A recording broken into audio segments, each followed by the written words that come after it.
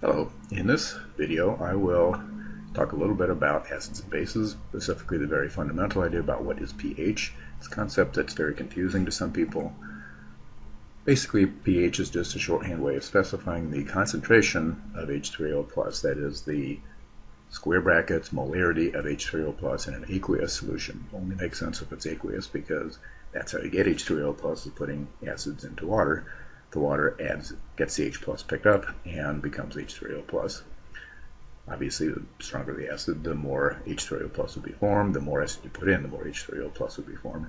And that's the main idea of the little talk here. So specifically, the pH is the negative of the log of the concentration of H3O+.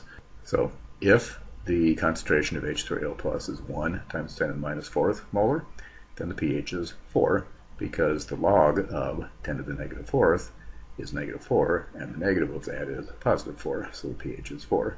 Now if you have a number where it's not a 1 in front, but say 3.2, take the log of this number, and you can do that on a calculator, and you'll see that the log of this number is negative 3.49, so the pH would be 3.4.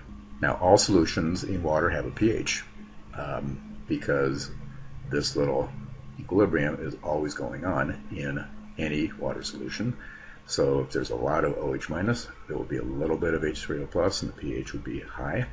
In other words, a big negative exponent. Like, for example, if there was a lot of hydroxide, it'd be a very basic solution. So the concentration of H3O plus would be very small. It would have a big negative exponent, like let's say 10 to the negative 10th power, and the pH would be 10. That would be a high pH, or a basic solution.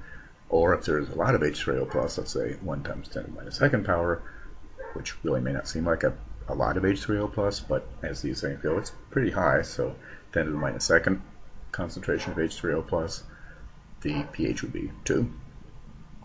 Now the Ka for this reaction, and we'll talk about Kas in the next presentation, but basically the Ka is the equilibrium constant for this reaction, and the Ka for water is 1 times 10 to the minus 14th. So these two numbers multiplied together has to be equal to 1 times 10 to the minus 14th. So as one gets bigger, the other one gets smaller. If hydroxide concentration is 1 times 10 to the minus 10th, then hydronium ion concentration is 1 times 10 to the minus 4th, and so on. So the pH and the pOH always have to equal to 14. For a given aqueous solution, given any one of these four, you should be able to calculate the other three. So for example, let's say a solution has a pH of 8.69. Again, that would mean you stick a pH probe into it, and the number on the meter reads 8.69. Calculate the H3O plus concentration, the hydroxide concentration, and the pOH solution. And then also answer the question, is it acidic, basic, or neutral? I'll let you work on that for a few minutes. So stop the video. If the pH is 8.69, the concentration of H3O plus would be 1 times 10 to the minus 8.69 molar. And the number written as a whole number exponent, since obviously 8.69 is a fraction and we're a little uncomfortable with fractions in our exponents, you can write it as a whole number. Just put into your calculator 10 to the negative 8.69, and your answer would be 2.04 times 10 to the minus 9th molar. Same number, just written in a different format. The concentration of hydroxide would be 10 to the minus 5.31, because these two exponents have to add up to minus 14, and that number written with a whole number exponent would be 4.90 times 10 to the minus 6th, and the pOH would be 5.31, which is just that exponent written without the negative sign. And notice also that 8.69, which was the pH, and 5.31, which is the pOH, do in fact add up to 14. Now, is this solution acidic, basic, or neutral? Well, obviously, if the pH is over 7, it's basic. Okay, here's another practice problem, and I'll let you work on that on your own, and if you have problems with it, ask in class. Now, here's a very important idea. The pH is variable. Obviously, the amount of H3O plus in a solution can vary all over the place. It depends on how much of one or possibly more than one acid and or base are in the solution, and the strengths of those various acids and or bases. So if you put in 0.1 molar of HCl, you'll find the pH is 1. If you put in 0.01 molar of HCl, you'll find the pH is 2. If you put in 0.1 molar of acetic acid, you'll find that the pH is 2.88.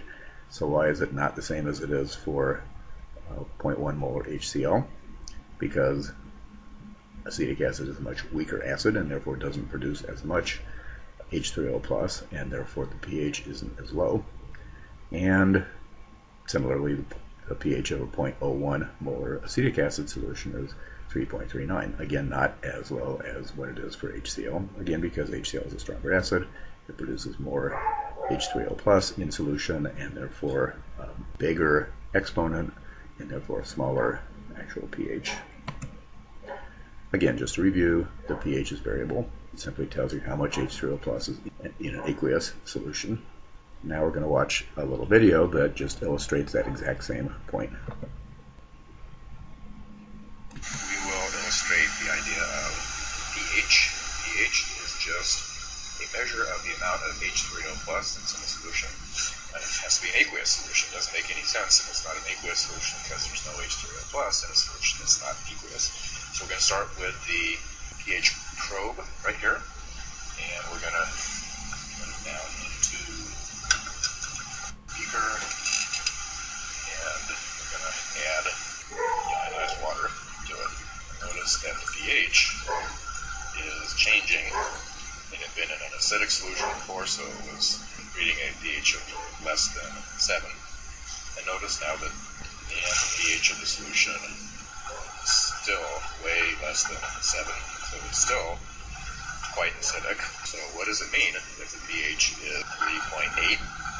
Well, what it means is that the concentration of H3O+ is 1 times 10 to the minus 3.8, or roughly between 1/1000th and 1/10,000th of a molar unit. So now, let's take a look at what would happen if we add a little bit of vinegar to that solution.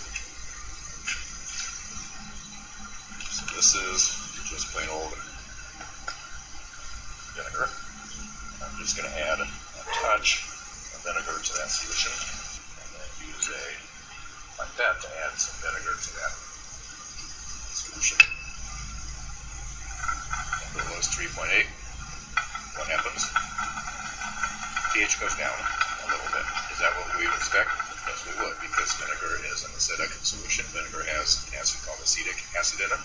So we would expect that if we add some acetic acid into the water, that it would ionize at least to some extent and produce more H3O+, and therefore the pH would become lower. In other words, it's a bigger amount of H3O+,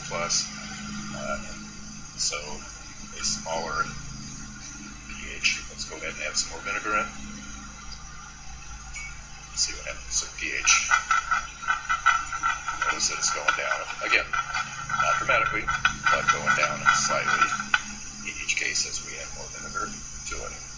So does the pH have to do with the amount of vinegar that I put in? Certainly, the more vinegar we put in, the lower the pH goes. Does it have to do with the strength of the acid that we put in? Certainly it does. If we were to add some hydrochloric acid in now, that would drop like a rock. So let's try that. So now I'm going to take some 6 molar HCl. HCl is a much stronger acid than acetic acid.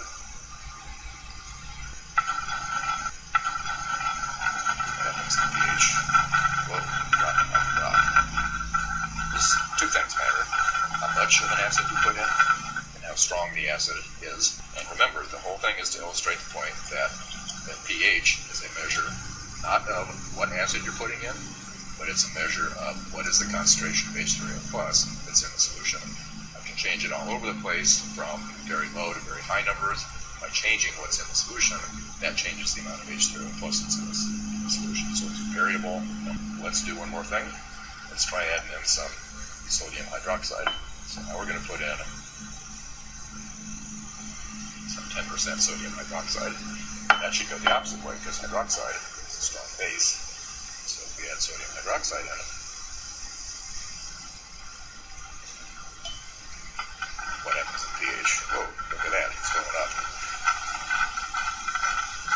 Still less than 7 because enough acid in the solution that the hydroxide can't overcome the total amount of H3O plus that was in the solution. But now there's a lot less H3O plus than there was, so the number is going up. It's becoming, if we add more sodium hydroxide in,